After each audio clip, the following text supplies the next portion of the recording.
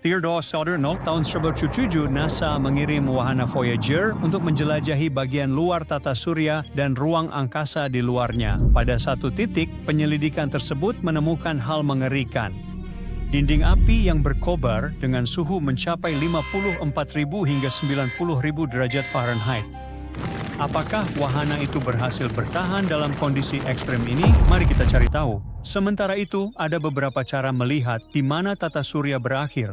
Bisa dikatakan tata surya berakhir di batas planet-planetnya. Cara lain berkaitan dengan awan Oort. Itu adalah kumpulan besar objek-objek es di luar planet-planet, wilayah terjauh tata surya. Jaraknya sangat jauh, mungkin 1/4 hingga setengah jalan menuju bintang terdekat. Untuk memahami jarak yang sangat besar seperti itu, para ilmuwan sering menggunakan sesuatu yang disebut satuan astronomi atau AU. 1 AU adalah jarak antara bumi dan matahari. Sebagai perbandingan, Pluto mengorbit pada jarak sekitar 30 hingga 50 AU dari matahari. Tepi dalam awan Oort diperkirakan berada jauh lebih jauh lagi. Dan tepi luarnya bisa jadi bahkan lebih jauh lagi. Jarak-jarak ini sangat sulit untuk dibayangkan. Otak kecil saya langsung macet saat memikirkan hal seperti itu. Sekarang kita juga bisa mengukurnya dalam satuan waktu, bukan mil. Wahana antariksa Voyager 1 milik NASA menempuh hampir 1 juta mil per hari. Dengan kecepatan itu sudah membutuhkan waktu 300 tahun untuk mencapai awan Oort dan mungkin 30.000 tahun ke tepi luarnya. Cara lain definisi tepi tata surya adalah berdasarkan gravitasi matahari, yakni area di mana matahari masih menarik benda kembali ke arahnya. Akhirnya, kita bisa mendefinisikannya berdasarkan heliopause, batas berakhirnya pengaruh matahari. Jadi begini, matahari terus-menerus mengirimkan partikel bermuatan dalam aliran yang disebut angin surya. Angin ini bergerak melewati semua planet dan mencapai sekitar 3 kali jarak ke Pluto. Angin surya menciptakan gelembung raksasa di sekitar matahari dan planet-planet yang disebut heliosfer. Heliopause adalah tepi luar dari gelembung ini, tempat angin surya bertemu dengan angin yang datang dari bintang lain, yang disebut angin antar bintang. Di sini, tekanan dari angin surya dan angin antar bintang saling menyeimbangkan. Hal ini menyebabkan angin surya berbalik arah dan mengalir sepanjang ekor heliosfer. Saat heliosfer bergerak melalui ruang angkasa, ia menciptakan gelombang kejut busur, mirip dengan gelombang yang terbentuk di depan kapal yang bergerak di atas air. Jadi tergantung bagaimana Anda mendefinisikannya, berdasarkan planet, awan Oort, gravitasi, atau pengaruh magnetik matahari, tepi tata surya bisa berarti jarak yang sangat berbeda. Namun jika kita bicara tentang Voyager, mereka menemukan sesuatu yang luar biasa. Itu adalah sesuatu yang mungkin bisa kita sebut sebagai dinding api, panas yang menyala-nyala, dan suhu yang sangat tinggi. Kedua wahana tersebut menjadi pesawat luar angkasa pertama yang melakukan perjalanan melampaui heliosfer dan menyeberangi heliopause. Sebelum wahana antariksa Voyager mencapai heliopause, para ilmuwan tidak tahu persis di mana batas ini berada. Namun, kenyataan bahwa kedua wahana tersebut melintasinya pada jarak yang berbeda membantu mengonfirmasi beberapa prediksi tentang heliopause. Para ilmuwan memang memperkirakan bahwa tepi heliosfer bisa bergerak seiring perubahan aktivitas matahari, sedikit seperti paru-paru yang mengembang dan mengempis saat kita bernapas. Dan kenyataan bahwa Voyager 1 dan Voyager 2 menemui heliopause pada jarak yang berbeda sesuai dengan perkiraan ini.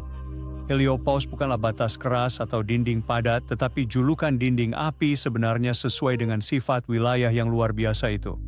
Kedua wahana tersebut mengukur suhu yang sangat tinggi di sana, sekitar 30.000 hingga 50.000 Kelvin. Meskipun suhunya ekstrim, wahana tetap aman karena partikel di wilayah ini sangat berjauhan, sehingga tabrakan jarang terjadi dan tidak cukup panas yang bisa mencapai wahana untuk membahayakan mereka.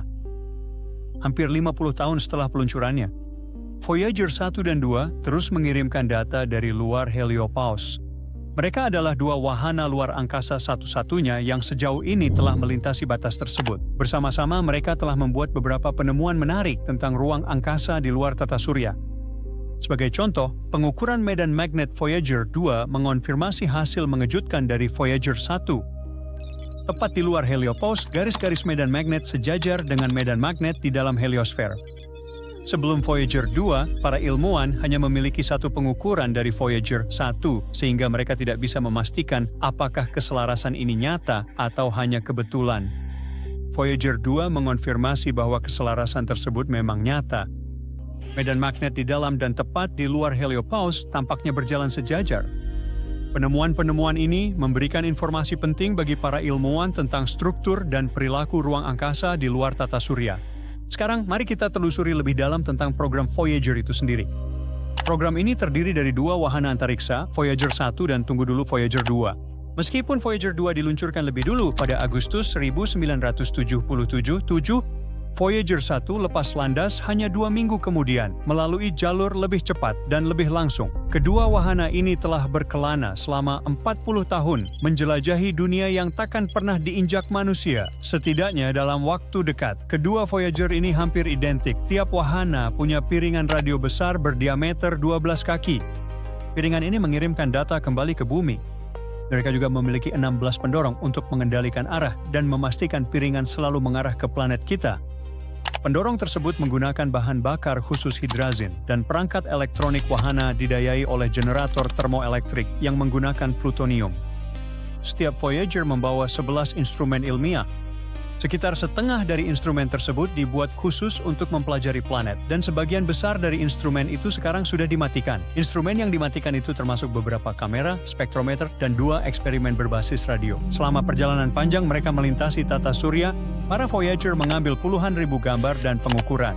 Data ini telah mengubah apa yang kita ketahui tentang planet luar. Ketika Voyager mencapai Jupiter, mereka memberi kita pandangan rinci pertama tentang atmosfer planet tersebut.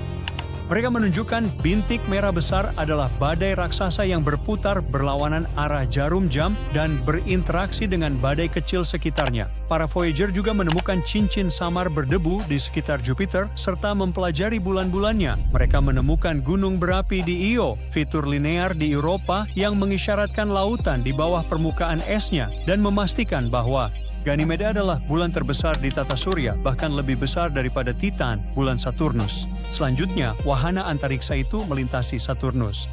Mereka mengukur atmosfer planet itu dan meneliti cincin ikoniknya, menemukan celah dan gelombang yang masih terlihat. Voyager 1 mengamati Titan menembus kabut tebalnya, mengindikasikan adanya hidrokarbon cair di permukaannya. Ini dikonfirmasi misi berikutnya. Voyager 1 juga menemukan 3 bulan baru yang mengorbit Saturnus, yaitu Atlas, Prometheus, dan Pandora. Jadi disitulah akhirnya ia berakhir. Setelah Saturnus, Voyager 1 melanjutkan perjalanan keluar dari tata surya, sementara Voyager 2 menuju Uranus. Voyager 2 menemukan 11 bulan baru dan 2 cincin baru di sana. Ia juga mengamati fitur-fitur aneh seperti medan magnet Uranus yang tidak biasa dan perbedaan suhu yang mengejutkan kecil antara ekuator dan kutubnya. Pemberhentian planet terakhir Voyager 2 adalah Neptunus. Itu terjadi 12 tahun setelah meninggalkan bumi. Di sana, ia menemukan 6 bulan kecil dan cincin-cincin di sekitar planet itu. Ia mempelajari atmosfer dan medan magnet Neptunus, serta mengamati ventilasi vulkanik di Triton, bulan terbesar Neptunus. Setelah itu, Voyager 2 bergabung dengan Voyager 1 dalam perjalanannya menuju ruang antar bintang. Voyager 1 memasuki ruang antar bintang pada Agustus 2012 dan Voyager 2 menyusul pada November 2018. Misi-misi ini membantu para ilmuwan mengukur tepi tata surya kita, sekitar 11 miliar mil dari matahari. Wahana antariksa tersebut masih mengirimkan data tentang wilayah misterius ini. Ngomong-ngomong, setelah kunjungan planetnya, Voyager 1 mengambil foto terkenal Pale Blue Dot, foto titik biru pucat bumi dari jarak sekitar 3,7 miliar mil. Saat ini, Voyager 1 berada di sekitar 15,8 miliar mil dari bumi dan Voyager 2 sekitar 13,1 miliar mil jauhnya. Setiap Voyager membawa sebuah piringan emas kapsul waktu dari bumi untuk peradaban lain yang mungkin ditemuinya. Sampul piringan tersebut mencakup petunjuk cara memutarnya, peta yang menunjukkan lokasi bumi, dan gambar atom hidrogen. Piringan-piringan itu dilapisi uranium dengan cerdik, sehingga peluruhan uranium dapat membantu para penemu mengetahui kapan piringan itu dibuat. Piringan-piringan itu berisi 115 gambar bumi, manusia, hewan, tumbuhan, dan tata surya kita. Ada juga suara alam seperti ombak dan kicauan burung, salam dalam 55 bahasa, rekaman gelombang otak, serta musik dari Beethoven hingga Chuck Berry dan berbagai lagu rakyat.